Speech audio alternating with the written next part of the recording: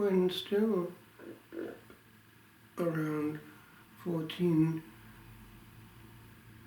a Baptist, I happened to see with my father, when staying at my grandfather's place in Llanfyllin, the black and white film,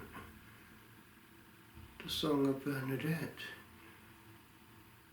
And it really hit me that the Catholic Church perhaps had more than I thought.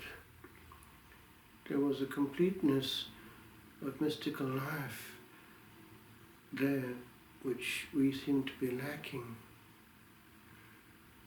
If the history behind that film was true, then I had to respect what the Catholic Church held within it, a massive amount of history and supernatural life, including interventions from the beyond, totally unknown to us. If the lady eventually gave her name and the little Bernadette couldn't understand it, that meant that she was actually what she said she was, the Immaculate Conception. This was 4 years, although I didn't know anything about this at the time, after Blessed Pius IX had proclaimed that dogma. And that itself was a few years after Our Lady had appeared in Paris, of all places, at Rue du Bac. For in 1830 she gave the gift of the miraculous medal with that prayer on it which refers to her Immaculate Conception. As it happens, this day in Ireland is the day of another saint, linked very much with healing.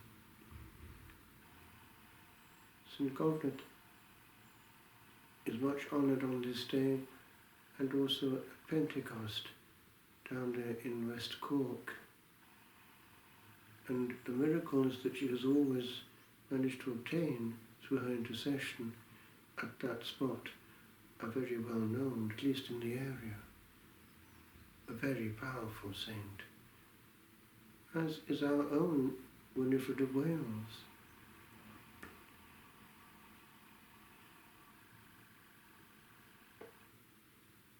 We need to be aware that God is power, but Our Lady shares something of that power through wielding influence over her Son. How could it be otherwise, given the relationship between mother and son? And indeed, we need to remember also St. Joseph, as we are reminded in Knock, a very quiet celebration there of faith, where people for 2 hours were able to tune into heaven and see it on earth, but without any noise of words. But Joseph was there, precisely, not looking upwards, but interiorized. That power he exercises too, for how could the one that was so close to Jesus and was called Daddy not have an influence over the Son's heart? This is the communion of saints. At Knock, actually it was Eucharistic, and Our Lady always leads to her Son, whom she bore in her womb, and is linked with the Blessed Sacrament, therefore.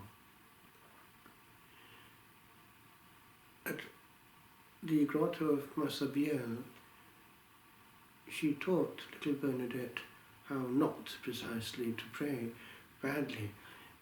She was to avoid automatic, unthought gestures. The sign of the cross had to be done properly to honor the cross of her Son. One thing that she would ask of us is that all that pertains to heaven in our life, in worship and in prayer, should be done in a manner worthy of the same. One of the tragedies of the Irish Rosary is its speed. If something is worth doing, it's worth doing well. One of the tragedies of Christendom is that one of the most prayed prayers, the Ave Maria, is one of the least prayed. How many prayers are said but not prayed?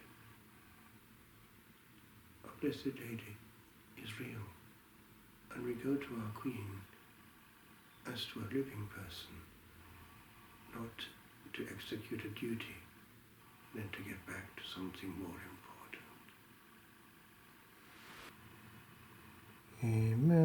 Immaculate Mary, our hearts on fire, that title so wondrous fills all our desire.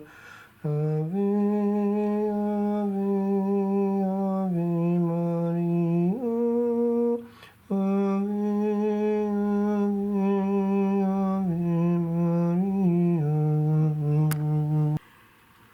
We pray for God's glory, may His kingdom come. We pray for His Vicar, our Father in Rome. Ave, Ave, Ave Maria, Ave,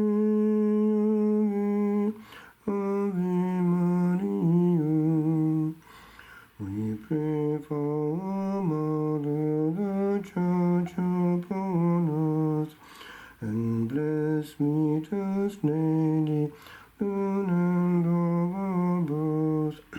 Ave, Ave, Ave Maria, Ave,